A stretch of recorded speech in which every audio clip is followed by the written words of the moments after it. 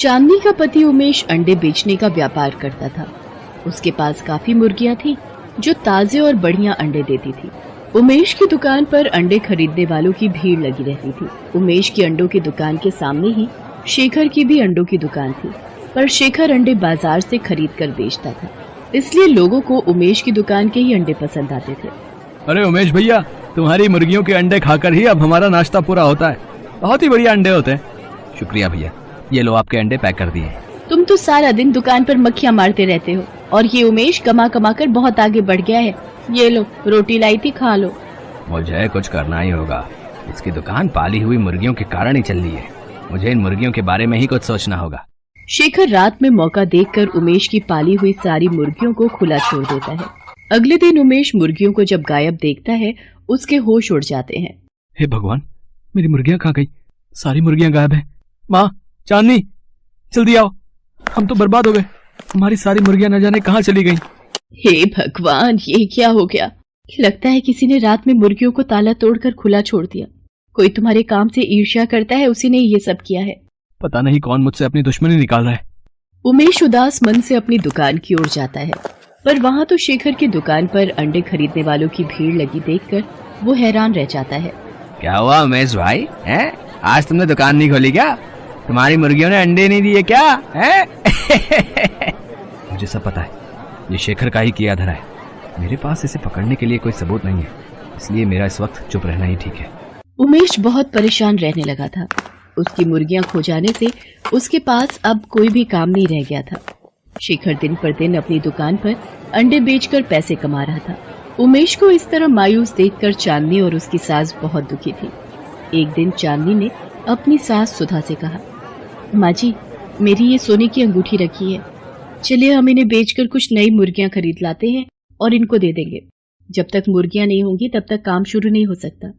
तुम जैसी बहू जिस घर में हो वो घर स्वर्ग से कम नहीं है। ठीक है बहू, हम मुर्गियां खरीदने चलते हैं। अरे माँ जी, आज तो बाजार ही नहीं लगा। पता किया है, अब एक हफ्ते बाद ही बाजार लगेगा। अब क्या करें? अब एक हफ्ते तक उमेश खाली कैसे बैठेगा? क्या करें माँ जी, अब एक हफ्ते का इंतजार तो करना ही पड़ेगा। मेरे पास तुम्हारी समस्या का हल है। मैं जानती हूँ तुम किस परेशानी से गुजर रही हो। आप कौन है और आपको कैसे पता कि हमारी परेशानी क्या है? मैं एक जादूगरनी हूँ और मैं दुखी लोगों की सहायता करती हूँ। अच्छा, तो फिर आप हमें हमारी परेशानी का हल बता दीजिए जादूगरनी जी।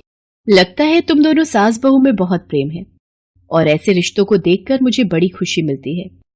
मैं जानती हूँ तुम यहाँ मुर्गियां खरीदने आई थी और बाजार बंद देखकर यहाँ से वापस लौट रही थी। मैं तुम्हें ऐसे बीज दूंगी जिसकी सहायता से तुम अंडे की खेती कर सकती हो और उसके लिए तुम्हें मुर्गियों की भी जरूरत नहीं पड़ेगी। क्या? अंडे की खेती? पर वो कैसे हो सकती है? ऐसे कौन से बीज हैं जिनसे अंडे पैदा हो सकते हैं? ये रहे वो बीज, इन्हें अपने घर के आंगन में डाल देना और फिर ये बीज अपना जादू दिखाना शुरू कर देंगे। पर ध्यान रहे, एक दिन में 5 बीज ही तुम्हें जमीन पर डालने हैं, वरना अनर्थ हो जाएगा। आप चिंता मत करो, हम इस बात का ध्यान रखेंगे। घर जाकर चांदनी और उसकी सास सारी बात उमेश को बताती हैं और जादूगरनी के दिए बीजों को अपने घर के बाहर बने आंगन की मिट्टी में डाल देती हैं। माँ, चांदनी, तुमने कभी सुना है कि अंडों की भी खेती हो सकती है? तुमने उस जादूगरनी पर कैसे विश्वास कर लिया?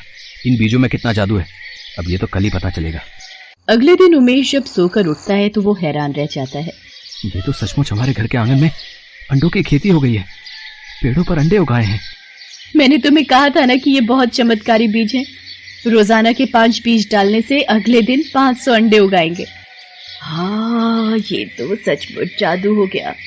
अब हम घर के आंगन में ही अंडों की खेती कर सकते हैं।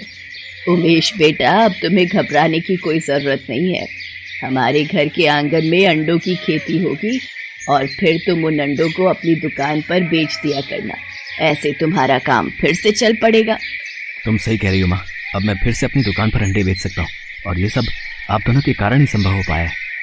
चांदनी और उसकी सास रोजाना घर के आंगन में बीज डाल देती और अगले दिन 500 अंडे घर के आंगन में उगाते। धीरे धीरे फिर से उमेश का काम चल पड़ा। अब तो उमेश अपनी दुकान के अलावा बाहर की दुकानों पर भी अंडे की सप्लाई करने लगा। उमेश का काम फिर से अच्छा चलते देख शेखर ईर्ष्या से भर गया जब उसे सच्चाई पता चली तो वो अपनी पत्नी से बोला, तुम्हें किसी भी तरह उमेश के घर जाना है और वो जादुई बीज चुरा कर लाने, समझी ना, ताकि हम उन जादुई बीजों से अंडे की खेती कर सकें। तुम चिंता मत करो, मैं चाय पीने के बहाने जाऊंगी और मुट्ठी भरकर बीज चुरा लाऊंगी, फिर तुम भी रोजाना अंडे की खेती करना। शेखर की पत्नी बहाने से चांदनी और उसकी सास के पास जाती है और बातों ही बातों में बीज चुराकर घर लौट आती है।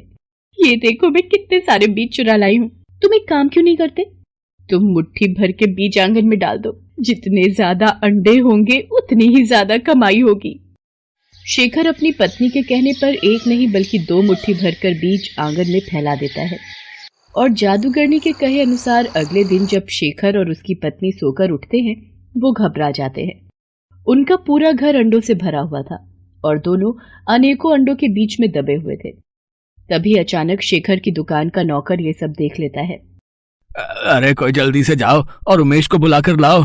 ये सब कैसे हो गया? माँ, चांदनी, ये दोनों तो इन अंडों के ढेर के नीचे दबकर मर जाएंगे, इनकी मदद करो। तभी वहां जादूगरनी आ जाती है।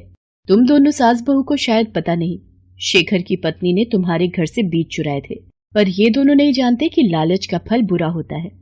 इन दोनों ने चोरी की है, इसकी सजा मैं इन्हें जरूर दूंगी।